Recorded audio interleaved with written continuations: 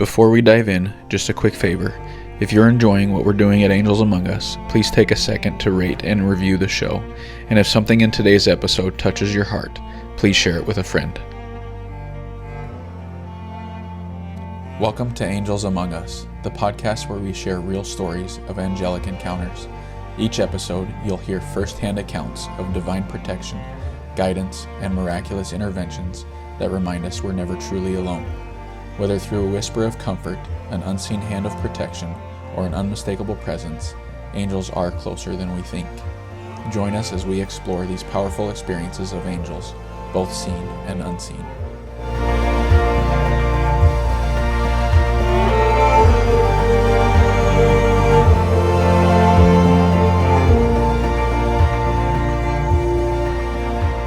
Hello, hello. Welcome back to another episode of Angels Among Us.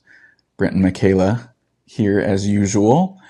And we're going to let Michaela do the introduction today. Yep.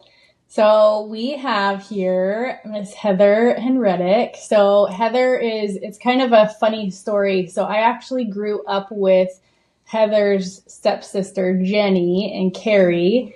And we were, I don't even know how much younger we are than you, but I never really got to see you in We the look house older or than she anything like does. that. I know. She looks like a model. But I know that you are a little bit older. But my mom actually worked with your dad in the hospital. So Heather's dad was a doctor, and so very fun family. But how we got connected was through one of our friends. So Annie is Heather's other stepsister. Weird, Right. connection. But Annie was like, "You have to hear Heather's story. You have to get her on the podcast." So we are so excited, Heather, to hear your story. And I know it's going to help so many people. So go ahead and introduce yourself and get started. Thank you. So I would be remiss if I didn't let you know that my name is actually Heather Henretig O'Day. Thank My you. husband would probably kill me. I am the Chief Development Officer and one of the partners at Ocean Recovery. And yeah, I've got a pretty, exciting and intense story, that's for sure. Probably don't look like the kind of person that dealt with the things that I dealt with. And so I'm hoping, if anything, somebody hears this or sees this, can identify with just a tiny piece of my story, and that it can help them. I've learned that even though we haven't gone through the exact same things, we can relate with trials and issues and maybe feelings throughout those things. And hopefully somebody's going through something similar and they can recognize the angels in their life. Yeah. I guess, I want to start off with just telling a little bit about my background. I'm from a small little town in Washington State. I had a wonderful family. I had a family of high achievers. And I think there was a level of unsaid expectation that I felt my entire life, that I think probably helped contribute to what happened later in my life. But I had a very loving home. For the most part, I had two parents in the home until my parents divorced when I was in high school. As a little girl, I wasn't very girly. I had two brothers. I had an older brother and a younger brother who was quite a bit younger than me. I was kind of a tomboy, and I played a lot of sports, and that kept me really busy. I played club soccer, tennis. I danced. I ski raced in the winters. And so I was a very busy person. And I think, looking back, I think being busy probably kept me from reaching a bottom a lot sooner than I did. But you know, in in middle school and high school, I would say that I was a run-of-the-mill student. I was probably more on the high achieving side. I tended to be in all honors. I played 2 varsity sports all through high school. I played number 1 singles on our tennis team. Wow. I played on our varsity soccer team all 4 years. And then, again, the other seasons, I was kept pretty busy. I chose to go to kind of a high school that was not very close to where I lived, because they had an international baccalaureate program, which is kind of an honors program where you can get college credits, and it's kind of like AP, but my older brother went there, and I really idolized him a lot growing up. And so I decided to kind of follow his footsteps. And I did. I made it through high school as probably most kids do. I experimented a little bit with substances, pot probably being the strongest substance I used. I would drink occasionally on the weekends with my friends, but again, I was very, very busy. And because I was so busy, and because there was a lot of expectation put on me, I really kind of strived to achieve those things. And I didn't really have time to, party a lot on the weekends. I was going to soccer tournaments. When it was time for college, my older brother went to a small liberal arts college in Washington called Whitman College. And I used to go visit him. And I loved the energy that I felt there, and I felt like I belonged. And so when it was time for me to decide where to go to school, it was a pretty easy decision for me. And I applied early decision to Whitman, and I got in. I spent the next 4 years of my life in college. I had an incredible college experience. It's a small school. Everybody who went to Whitman is kind of a high achiever. It is extremely academically rigorous, and so I studied along with my fellows during the week, and on the weekends we partied. But we always got our papers in, and there wasn't a lot of time for skipping school. I had 10 other students in my class, so if you skipped school, the teacher knew you were out of the classroom. You didn't get away with, in fact, you would probably run into him or her on the quad on the way to your next class, and they would ask why you weren't in school. And so I say all these things as a setup just to say that, I was kept very busy and didn't have a lot of time to feel. But what I can tell you about my childhood is that I always felt different. I never felt like I got the playbook that everybody else got on how to do life on life's terms. And I also feel like I had a God-shaped hole in my soul my entire life. I did not grow up with a very spiritual family. My dad was Jewish. My mom was Christian. And we celebrated a little bit of everything. But nobody in my family was exceptionally spiritual. And nobody really had a connection with a higher power. And so that wasn't really something that came naturally to me. And I think that looking back, I think there was a longing for me not only to belong, but also to know something greater than myself that I never had. And so back to college. My junior year of college, I decided I was going to study abroad. And I chose to study in Italy, in Florence, Italy. Wow. And before I left, my brother, who was very loving, but also, an older brother, said to me, "Don't get fat over there." Because everybody who studied abroad, came back a good 20 to 50 pounds overweight. It was just kind of what you did. And for some reason, that phrase, don't get fat, stuck with me. And I made it my one and only goal while I was in Italy.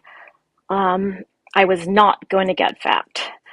And so what that meant when I got there, I lived with a wonderful host family who, that my mom was a professional chef, and she would have cooking class in our apartment every day. And then we would eat the stuff that they would cook. But I was so scared to gain weight that I just was not eating.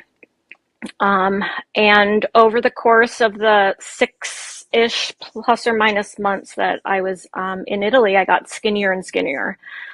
And by the time I got back, I was probably 20 pounds skinnier than people were probably used to seeing. Again, I was an athlete for most of my life. I really didn't worry about weight. It wasn't something I ever even thought about. When I got back from school, things slowly started to become unmanageable. And what had started as restricting slowly turned into full-blown bulimia, where I was throwing up after most of my meals. I was able to graduate college on time, and I loved Whitman College, and I got an amazing education, but I wasn't given a lot of direction with what I wanted to do with my life. I was taught a little bit about a lot of things, but I thought maybe I wanted to go to law school, but I wasn't quite sure. And so I decided I was going to move to California for a year and kind of figure it out. Do life outside of Washington State, and really kind of figure out what I wanted to do. During this time, my eating disorder was kind of becoming worse and worse.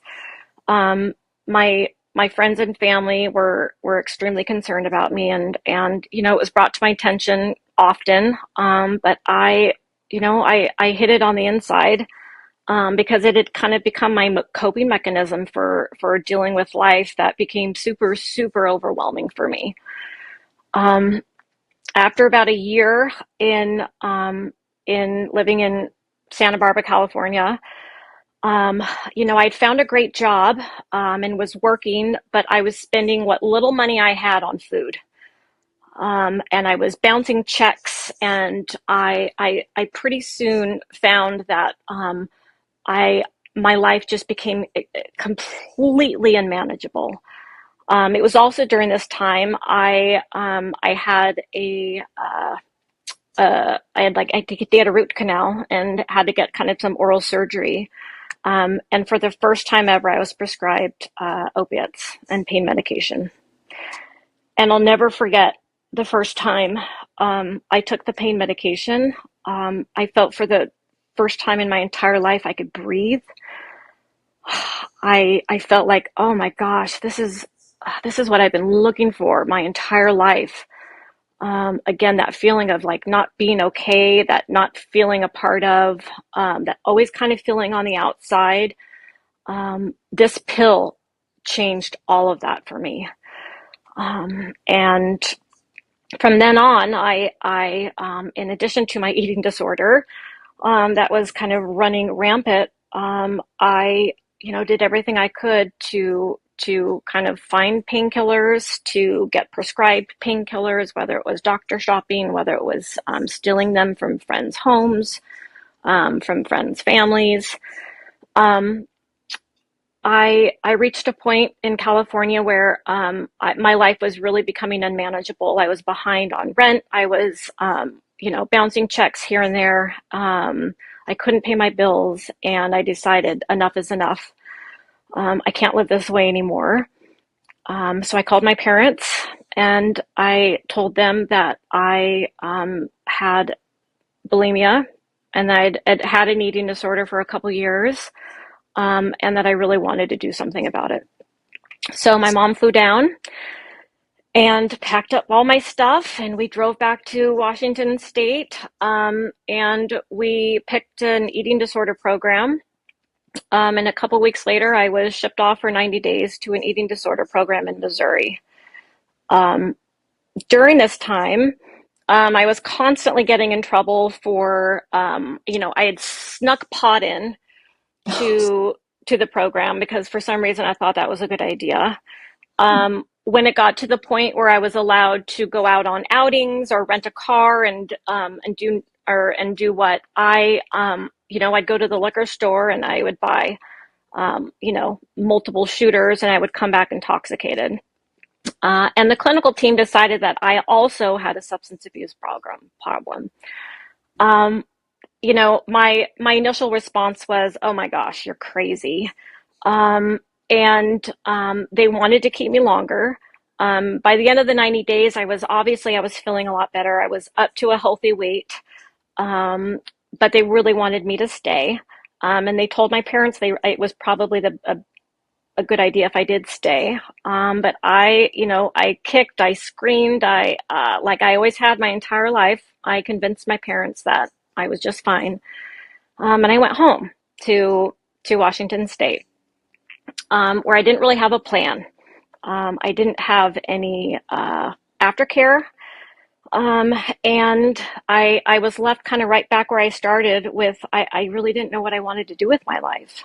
When I got back to Washington, because my eating disorder had taken a back seat, the substances came rushing in. And it just so happens that Yakima was a really easy place for me to find those substances. And what started as, dabbling with painkillers, a little bit of cocaine here and there, over the course of, I would say 5 or 6 years, and a lot of jobs and whatnot. I was introduced to crack cocaine and heroin, and by this time I was unemployed. I was living alone, and I decided that I don't think I can really ever live my life without substances, and I was just going to go all in. It was around this time that I was introduced to a pretty notorious drug dealer in my hometown of Yakima. He was a good 20 to 30 years older than me. I remember the first time that I met him. I showed up in his double wide trailer, kind of down in the bad part of Yakima. He was wearing his tidy whities. He was probably 400 pounds. There was porn on 24/7 in the background. And I think I showed up to buy a little bit of crack, and before I knew it, 2 days had gone by. And I couldn't even account for the 48 hours.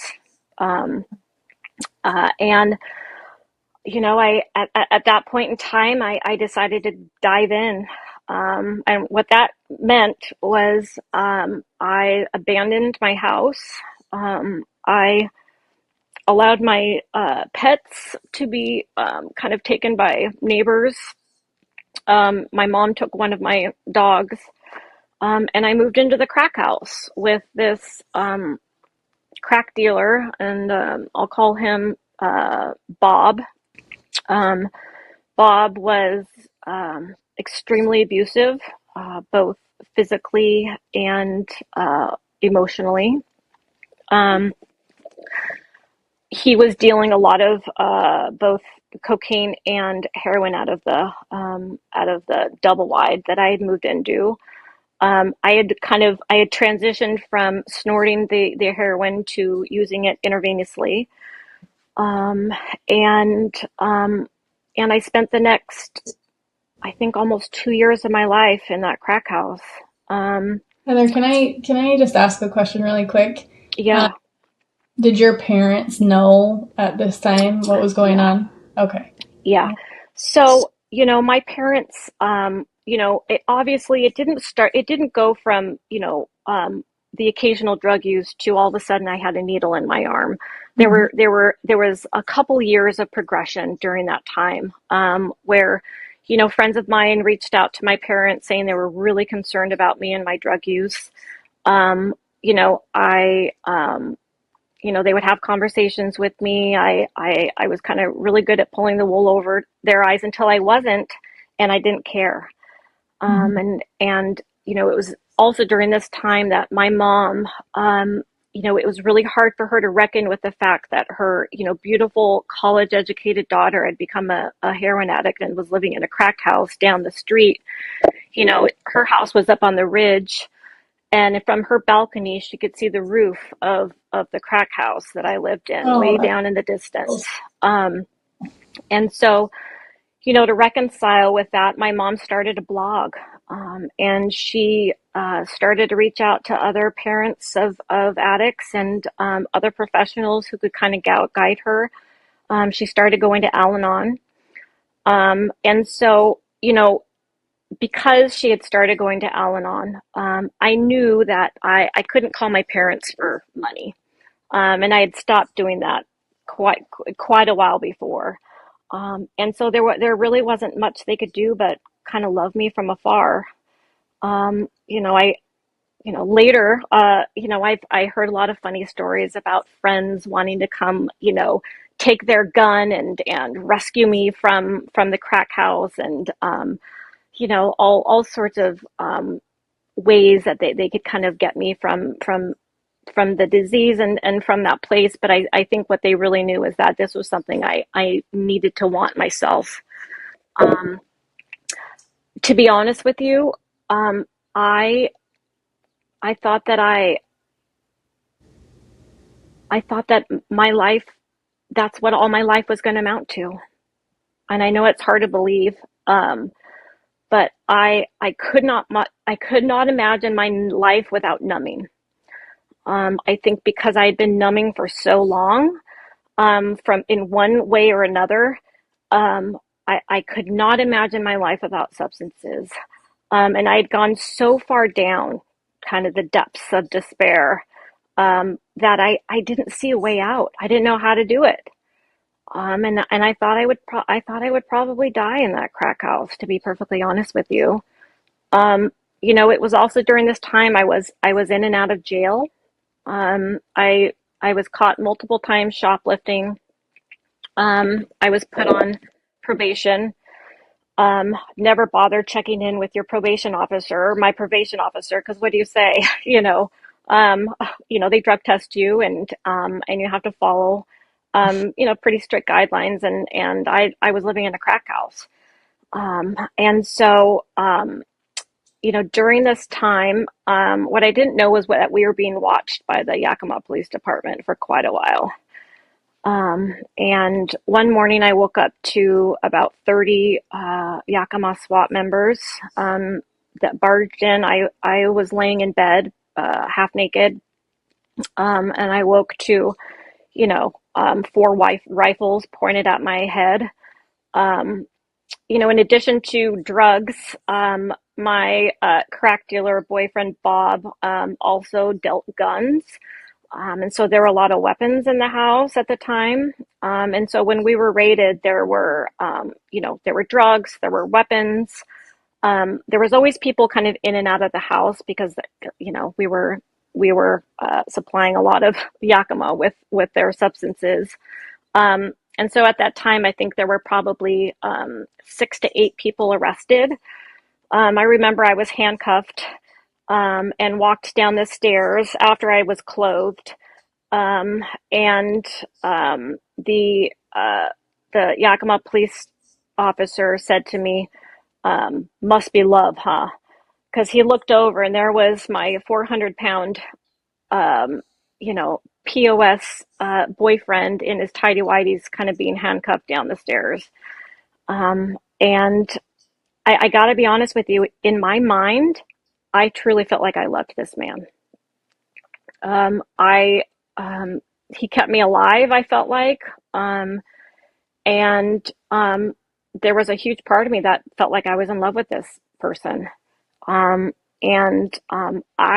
Even though I had been arrested multiple times in the past, I wasn't arrested at this time.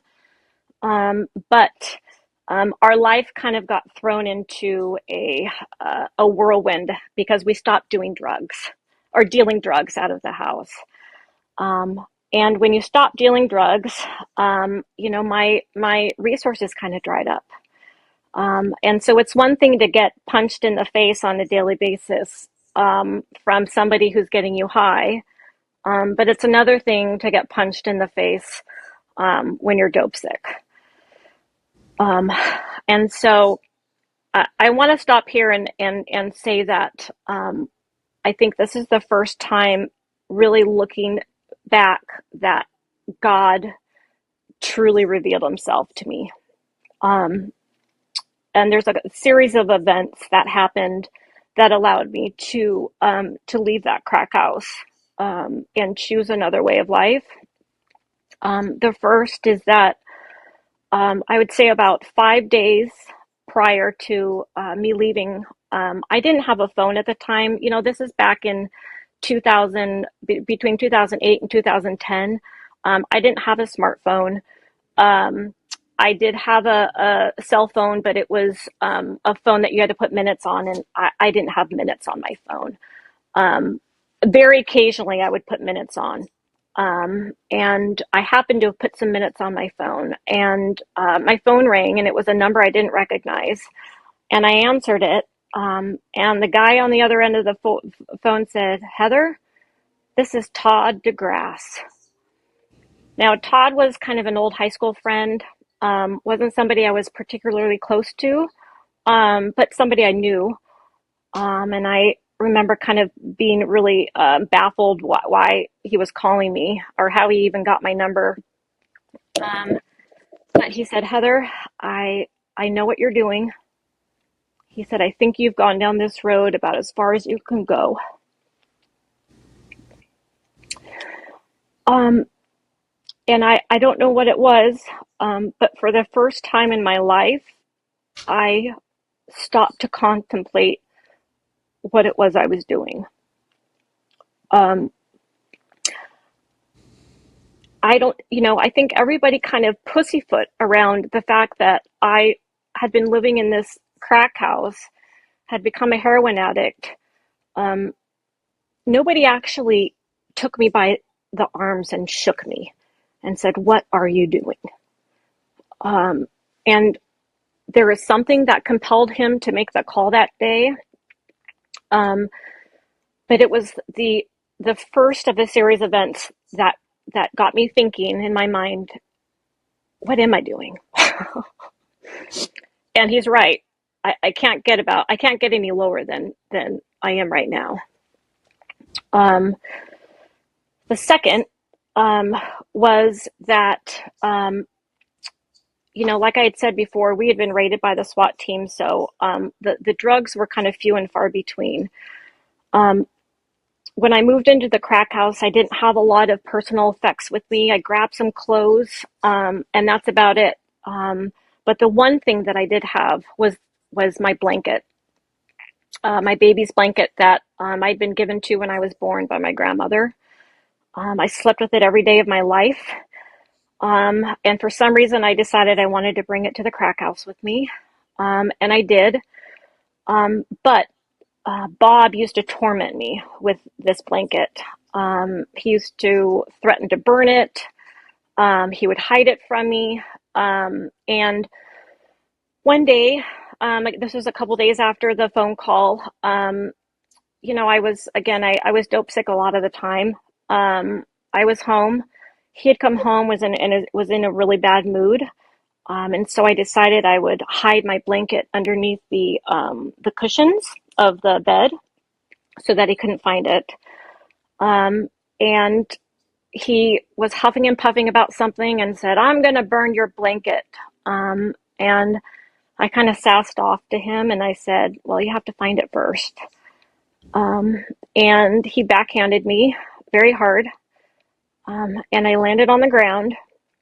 And for the first time in my life, I decided, what the heck am I doing? What am I doing? I cannot live this way. I'm going to die here. And something just compelled me to get up and I grabbed his phone. I didn't have I grabbed his phone. I locked myself in the bathroom, and I decided that was enough. I decided that was it. And I called my dad, and I said, okay, I'm done. I'll go to treatment. And it took a couple days for them on the back end to coordinate everything. And 3 days later, I was on a plane for Orange County, California. And the first day of my recovery journey was May 9th, 2010. And I was sent to an all women's treatment center in Costa Mesa, California, where I spent 90 days in residential treatment. I, during that time, I experienced very little questioning of, did I want to be there? I think the hell that I had lived in every day was so beyond that. Every day I was outside of that living hell was like an absolute miracle. And I was extremely grateful to be out of that environment and really kind of give my body and my brain a chance to kind of heal itself after the years and years of substance abuse, of eating disorder abuse, of just numbing myself. I completed 90 days of treatment. I moved into sober living. I did everything that was asked of me. I didn't question. I got a sponsor. At 6 months sober, the owner of the treatment center told me I needed to get a job, and so she told me that to suit up and to show up the next day, and I was going to be support staff at the treatment center that I had gone through, and so I did that, and I did that every day for about 2 years, to be honest with you. Now I was 30 by the time I got sober. I was a lot older than most of the women I was in treatment with. I had more life experience. I had more work experience. But this was kind of what they call a get well job. And I was giving back to the women, just like the women who are in treatment were giving back to me on a daily basis. Like, those women carried me through the good days, the bad days. They role modeled the behavior that I saw and thought to myself, that's who I want to be. I want to be just like them. They are suiting up and showing up for life every single day. They're not calling in sick. They're not making excuses. They're having fun. They have amazing lives. As those women kind of role modeled that for me, I wanted to role model that for somebody else and pass it along. And so, I was making $9 an hour at the treatment center. It was not very sustaining. I had a lot of help from my parents, who always vowed that they would not enable my addiction, but they would always help enable my recovery. And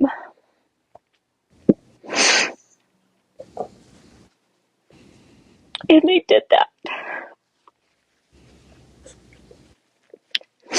And I'm so grateful that they never gave up, and that I always knew I could pick up the phone and call. Um,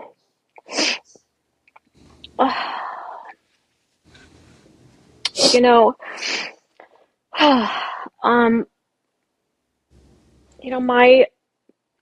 my disease, obviously I had, my life prior to getting sober, I had amazing moments. I had really low moments.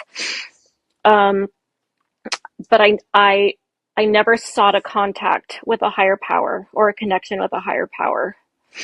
And it wasn't until I got sober and looking back and seeing that, God really carried me through the entire time. And there's nothing that I haven't endured that I can look back and say, I'm not a better person because of it. And that I am who I am because of it. and there wasn't a reason for it. And in recovery, my life since I've decided to get sober that day, that May 9th, 2010, I've found myself kind of working my way up in the recovery industry. I was working as kind of basic tech jobs. I found myself kind of in an uncomfortable situation with a company that I didn't really care a lot about. I was overworked. I was underappreciated. And one day I decided I can't do this anymore. I've got to do something else. And I'll never forget driving home from work after I quit that day, thinking to myself, what am I going to do with my life? Am I starting from scratch again? And I had seen through social media that the original program that I had worked for all those years ago was called Safe Harbor Treatment Center for Women. They're not all around anymore, but Velvet, the owner, had these women who worked for her and do business development. And their job was to kind of go out across the country and go to conferences and create connection and help drive business to the treatment center, and also kind of let people know what their expertise is, create relationships, build relationships. And I thought to myself, I think I can do that. I think I would be really good at that. And so I called Velvet and I said, I want to come work for you. And this is another moment in my life where God has had a plan for me, because, about a week prior to me calling Velvet, her previous business development person had put in her 2 weeks. And so she had opening. And she said, yep, come on over. And that was kind of the start of what's become, now, the next 12 years of my life and my career, where I now work for a program in Newport Beach called Ocean Recovery.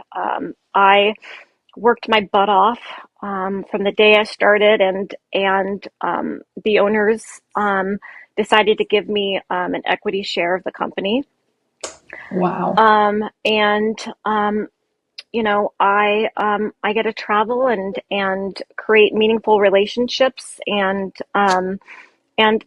take calls and talk to families of parents who are just like my parents, who have no hope because their kid has been going in and out of treatment for 15 years, or their daughter is experiencing an eating disorder and substance abuse, which is like a double, it's like a double weight. It's also during this time I met my husband, who also works in my field. He owns another treatment center here in Orange County. I have experienced a lot of heartache too. We had a lot of trouble getting pregnant, and I had 2 miscarriages pretty quickly after we kind of started trying to have kids.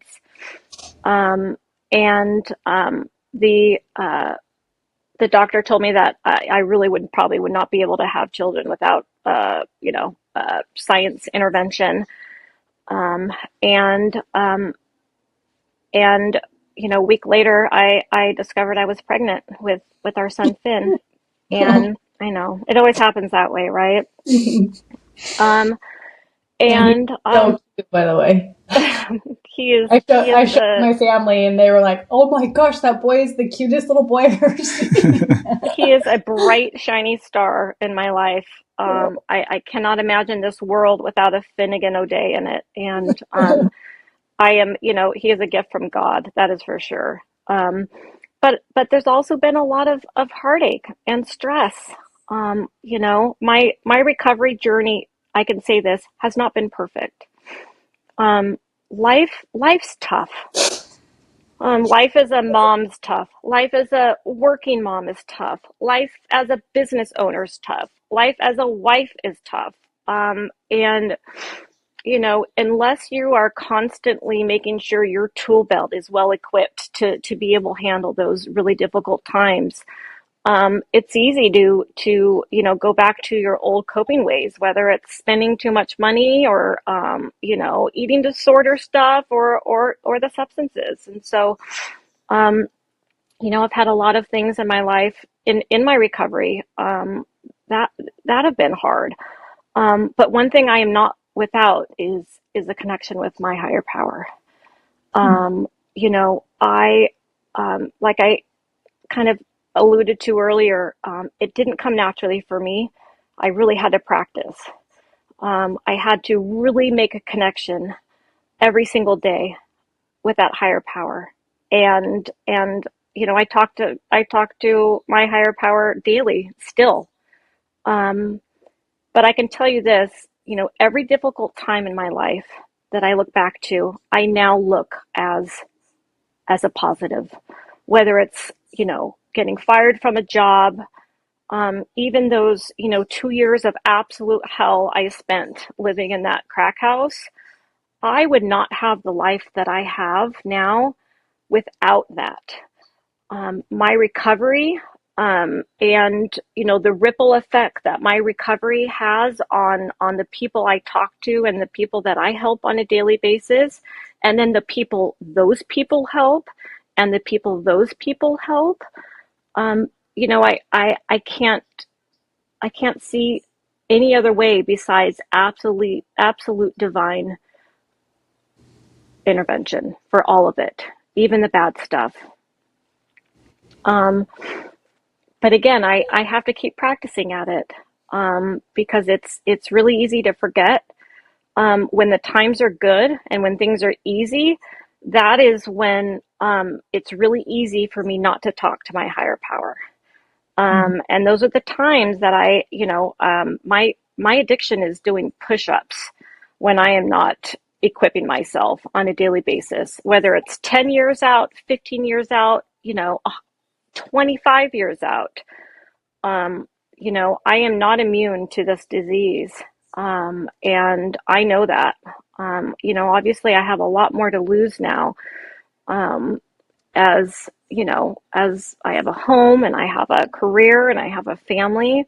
And so, all the more reason to really remain vigilant about my recovery and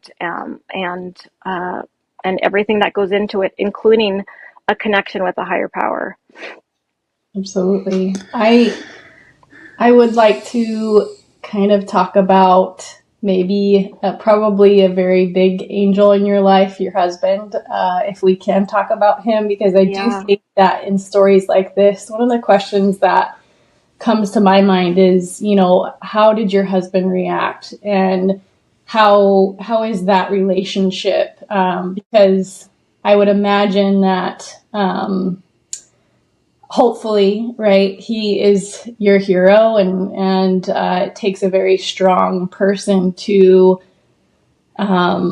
maybe take on that role, and like, offense to you, it's just that in that situation, right, like when you've endured that abuse, maybe that would be hard on the spouse. I could only imagine, right? Maybe I'm wrong, but maybe go into a little bit of that, because I know viewers probably will. Yeah. So, my husband has his own history with substance abuse. He is a man in long-term recovery himself. And so, I never really shied away from kind of the trials and tribulations of, my disease and the things that happened to me there.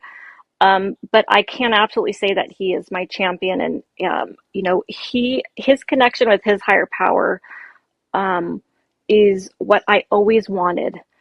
And, it comes so naturally to him. And there's part of me that's really a little jealous of it, because he relies on God so much. Every time we're going out of town, he starts our trip off with a prayer. And, every night when I'm laying in bed, I hear him in the other room praying with our son and teaching him how to have a relationship with his higher power. and asking Finn, what are you thankful for today? And hearing that little voice down the hallway, and Finn asked me questions about Jesus and God and heaven and all the things. Those are conversations I don't think I had with my parents. And I really regret that. I really do. And I know, and I certainly don't put it on my parents for, not introducing. We did go to church occasionally and or temple. I think they tried to give us a little bit of everything, and allow us to kind of choose our path. And at that point, I was so overwhelmed with life that I didn't know how to rely on a higher power. And now, I look at my husband and his strength. I know I can always go to him to have those difficult conversations. Those times I'm feeling overwhelmed. Those times I'm feeling like a shoddy mom. Those times I'm feeling like a shoddy employee. Because, you can't be 100 at everything. You just can't. There are times somebody misses out, right? He's always there to pick me up, and to make sure to remind me about, my worth, and what he's appreciative for, and also remind me to pray. There are days I forget to do it. And his kind of quiet, like a gentle giant.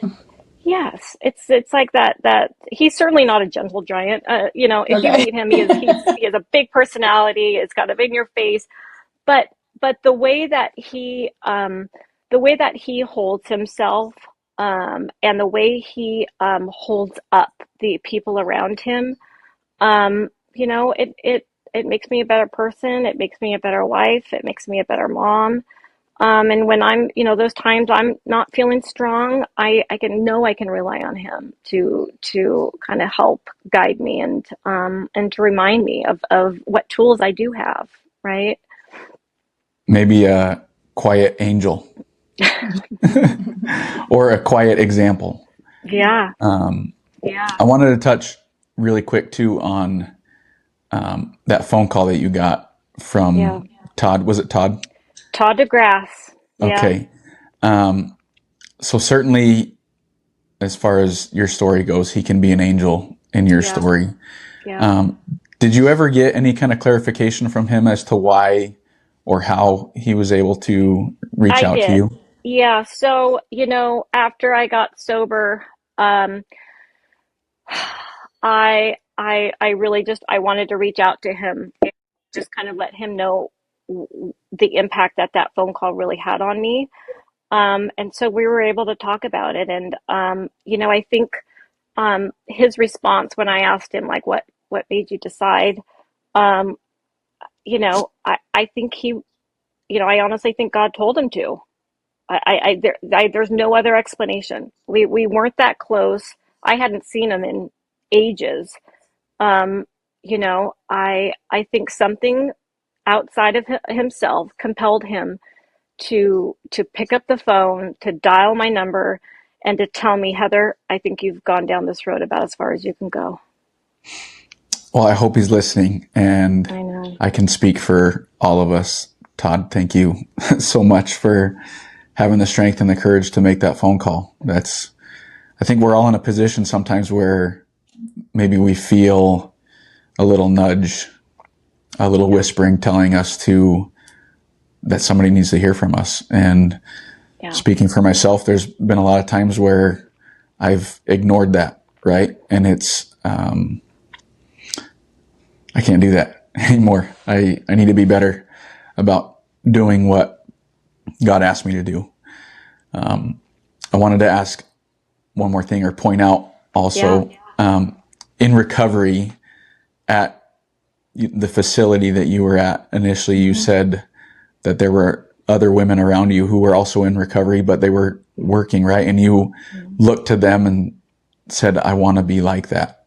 Yeah. And then later on, you mentioned your husband and you said, I want to be like that.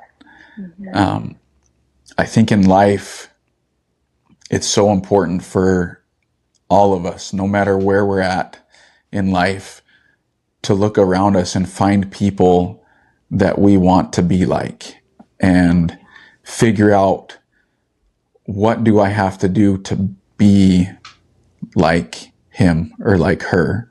Yeah.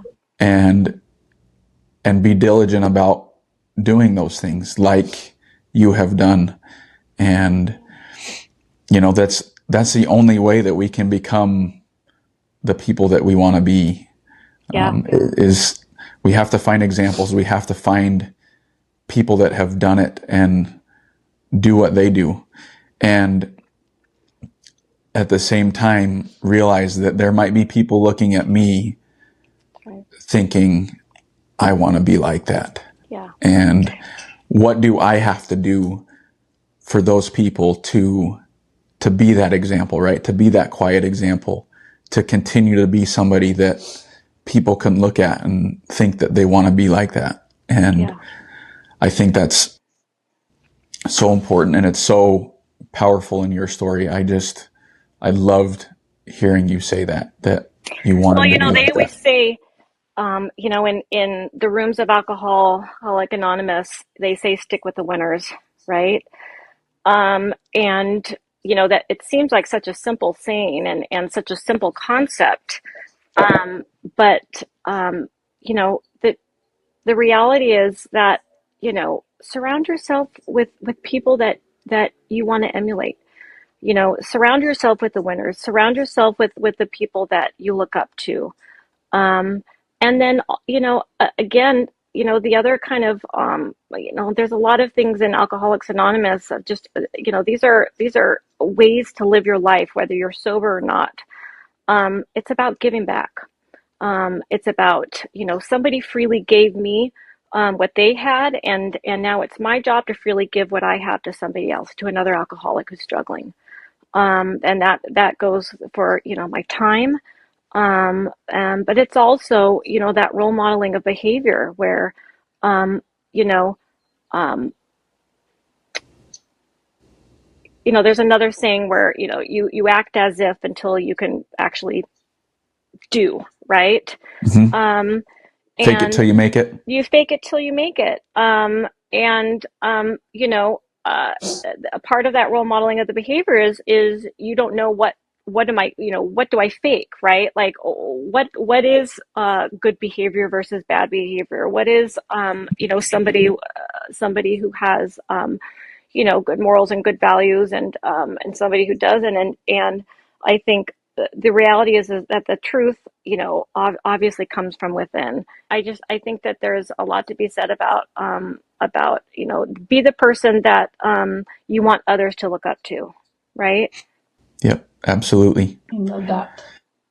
And I love hearing about your perspective now. Life is so much about learning, right? And becoming better, and being in the moment that you're in right now, and being able to look back and recognize that your higher power was there the whole time, and no longer looking at those trials as a hindrance in your life, but more as something that you had to go through to get to where you are now. And it's a lot of times that's hard for people to look back and think that way, and it only propels us forward more. So I'm so happy to hear that. Yeah. So something we like to end on is, if anyone is going through a similar situation, or a family member, any piece of advice for them that you would recommend or like to give? Yeah, the first thing I can say is don't wait. Don't wait to say something, even if it makes you uncomfortable, even if you think it's going to make them uncomfortable. Um, you know, um, the second is, it is extremely overwhelming to navigate having to help somebody who obviously needs treatment, whether it's mental health treatment, substance abuse treatment, eating disorder treatment, what have you. It is a very overwhelming industry, and it's really hard to know where to start. And so, I readily make myself available to the world, whether it's Facebook, the Facebook world, my cell phone number is printed on all of our websites. It's on my Facebook page. Because, one thing that I spend a lot of my time doing is helping families navigate, like how to help somebody who cannot help themselves. When somebody's struggling with substance abuse, like their brain is hijacked, they're not thinking clearly. Often their bodies are completely physically addicted to the substance. They can't and shouldn't detox without medical intervention.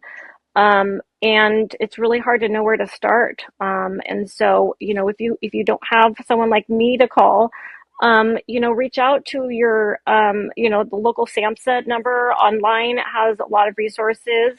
Al-Anon is a great place to start too if you're a family member who is struggling with somebody who struggles with substance abuse, reach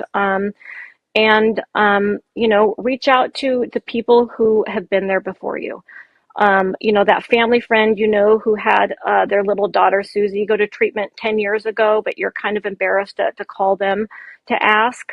I promise you, by making that phone call and connecting with that mom, she is, her day is going to be better because of it, because she's going to be able to pass along that knowledge and the things that she went through to be able to help, you as a mom or what have you. So, don't wait to reach out. That's for sure. Perfect. It gave me chills. And it sounds like you are giving people the green light to reach out to you also. Absolutely. Yeah. So you can, if you want to get a hold of Heather, you can reach out to us, and you can reach out to them, or, my number is as a resource on our website, which is www.oceanrecovery.com. And so you can always reach me there as well. Perfect. We'll put all of the information that you just explained to. It'll be in the show notes. Yeah. Awesome. And then also, we like to give our guests an opportunity to be able to bear testimony of something that they know to be true. And I'd love to hear what you have to say. What I know to be true is, despite some of my moments in life being extremely painful, God has always been there along the way. And God would never give me something that I could not handle. I know this now. And I also know that in the moment, things that I think are negative or I'm missing out on, actually, God's plan is so much better than I ever could think up for myself. Always. Whether it's the losing of the job or, the door that you think is closing, God is always opening up a window. You really just have to open your eyes. Thank you so much, Heather. That was awesome. And my life is better for now having knowing you. And thank you so much for sharing your story and opening up yourself. It's not easy to open up and to pour it all out there. Say, here it is. Thank you to both of you for utilizing this platform to bring on these people who have amazing stories, I just love what you guys are doing. So many amazing stories out there, and you have one of them. So thank you for sharing, and we'll see y'all next week. Thanks for joining us on Angels Among Us. You can find us on YouTube and wherever you listen to podcasts. Follow along for more stories of everyday miracles and reminders that angels are among us. If you have a story to share, please email or DM us with a brief summary. We'd love to hear from you. And remember, when we are waiting, God is working.